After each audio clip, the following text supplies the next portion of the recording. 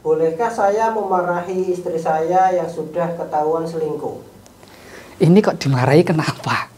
Istri ini dalam istilah Jawa dikenal dengan garwo, si garing nyowo. Istri ini bagian dari belahan hati kita.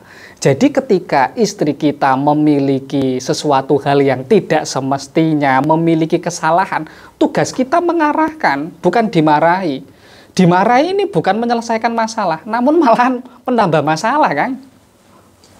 Saya ini sangat cinta sama istri saya, Ki. Namun saya bingung itu harus bagaimana menghadapi masalah ini.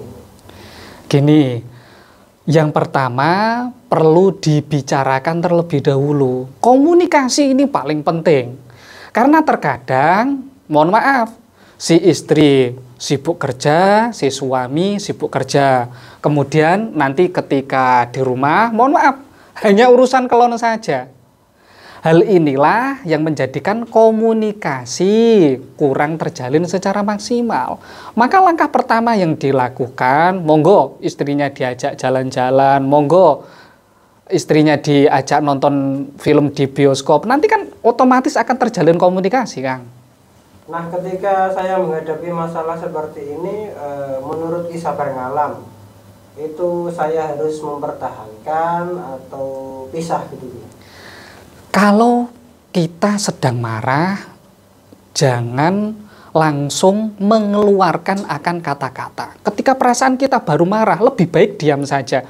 Karena ketika lelaki sekali mengucapkan hal-hal yang mengarah ke talak, malah yang rugi lelakinya sendiri. Maka untuk hal ini, langkah yang perlu dijalankan ada dua metode spiritual. Kalau metode yang dijalankan oleh guru-guru kita, yaitu dengan menguasai batiniah dari pasangannya terlebih dahulu, Kak. Penguasaan batiniah ini cukup banyak sekali, mulai dari menjalankan laku pelet, ataupun laku penunduh, ataupun beberapa laku keilmuan spiritual lainnya dengan tujuan menundukkan hati pasangannya. Nah, saya senang dengan penjelasan dari kisah berngalam. Hati saya sudah mulai terbuka. Mungkin kisah berngalam sudi untuk membimbing saya mengenai masalah ini. Iya, begini. Yang pertama, saya berkenan membimbing secara spiritual, baik secara jarak jauh ataupun datang langsung ke tempat praktek saya di Jepara. Kita bicarakan lebih spesifik mengenai permasalahannya, monggo saya persilakan bisa WhatsApp ke nomor saya.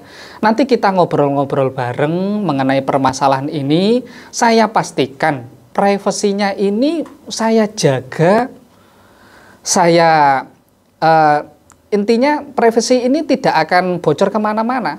Nanti ketika kita sudah ketemu titik poinnya, kita lakukan tirakatan, apakah dalam hal ini menggunakan laku ilmu pelet ataupun beberapa keilmuan. Intinya kita meminta kepada Gusti Pangeran permasalahannya secepatnya terselesaikan.